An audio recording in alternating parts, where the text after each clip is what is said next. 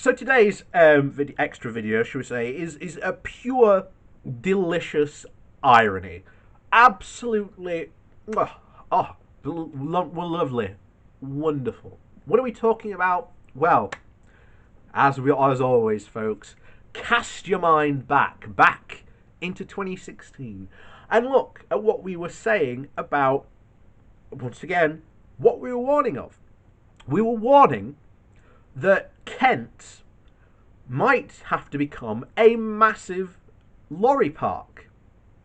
And quite frankly, for the residents, for businesses down there, it is just going to completely jam up the roads.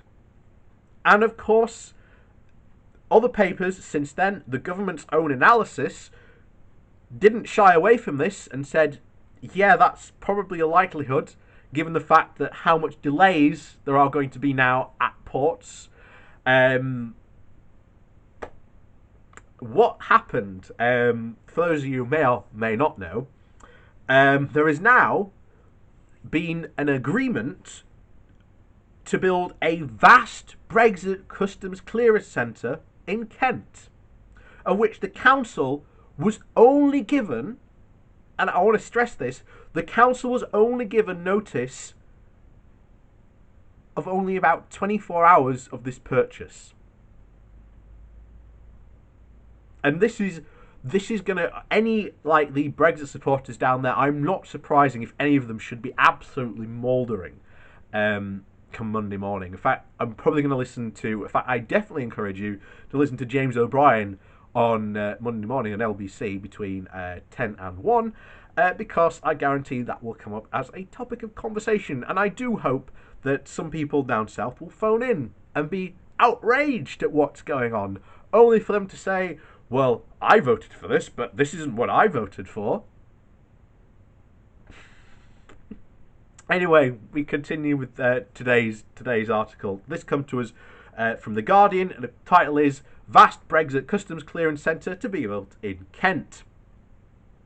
The government has secretly purchased 11 hectares or 27 acres of land 20 miles from Dover to site a vast new Brexit customs clearance centre for the 100,000 lorries that come through Kent and the Port of Calais every day. It will be the first customs post erected in the UK to deal with goods coming from the EU for 27 years. Work will begin on fencing off the vast 1.2 square foot Mojo site on the outskirts of Ashford on Monday. The local council were only given a few hours' notice that the land was now in public ownership. After being informed on Friday afternoon, the council leader had been forced to rush out hand-delivered letters to local residents to warn them of the disruption. Paul Barnett, the Conservative councillor, told The Guardian.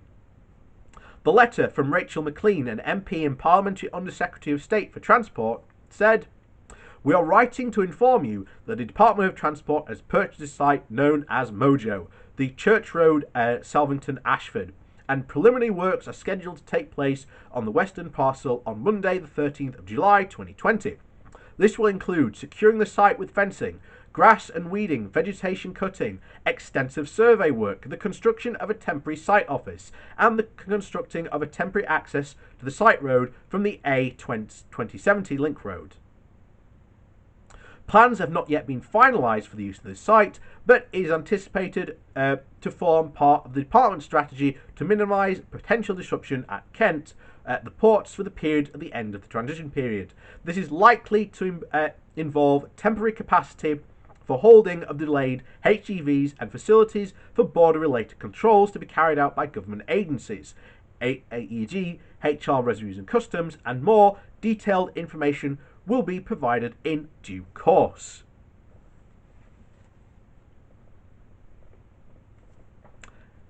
Our government has been sat doing this for 4 years.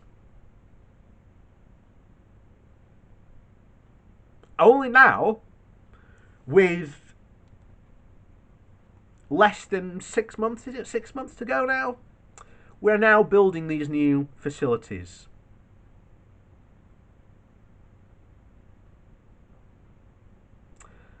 Brexit, it's going to be an absolutely omnishambles. And you've got no one else to blame but yourselves. Anyway, it continues. The emergency purchase of this site is expected to be unveiled on Sunday by Michael Grove, who is to tour our TV studios, publicising the government's multi-million-pound Get Ready for Brexit campaign. Businesses are bracing themselves for the publication of the first official details of the new border operating module and immigration system on Monday. The government has been forced to introduce customs controls because of the decision to leave the EU's single market and the customs union on the 1st of January. Bear in mind, the government wasn't forced to do this. As was said by the Leave campaign, we could be like Norway in the single market and customs union. Why on earth has this never been put forward to the people that this was indeed an option? And you know, that was something that Leave actually campaigned on. And they campaigned on that right through to a Canada-style deal.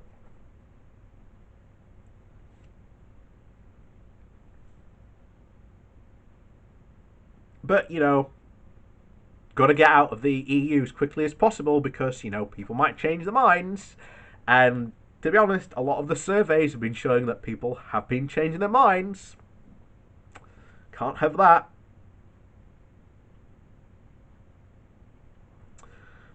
So, when the single market came into being in January of 1993, trade barriers across the bloc disappeared along with tariffs that many will remain as marking the end of the duty-free alcohol and cigarettes.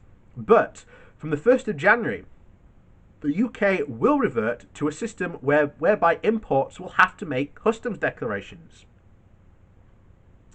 These are fears locally. There are fears that locally in Kent that it could lead to massive congestion and tailbacks on the motorway from both the Port of Dover and the Eurotunnel and the freightway in nearby Folkestone. Last year, contingency plans, known as Operation Brock, had to be put in place to guard against gridlock in the event that the UK crashed out of the EU with no deal. Bartlett said that it was no surprise that land was going to be developed as it had been empty for almost 10 years and that the HM Revenue Customs operations would be welcome locally than the rumoured Amazon warehouse. It is a huge tick that this creates skilled jobs, he said. But he was concerned about the government rushing the new trading environment through. Boris Johnson needs to be careful that these customs and tariff agreements are in place in time, because otherwise there would be serious congestion, and we don't want that. He's also forgetting, even though, yeah, this will create jobs, the government actually hasn't gone around hiring these people. So you're building this new place to deal with customs with no one to actually do the job.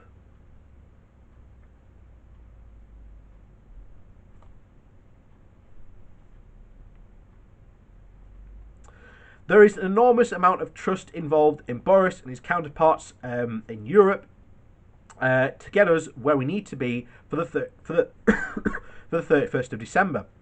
And time is not on our side, he added.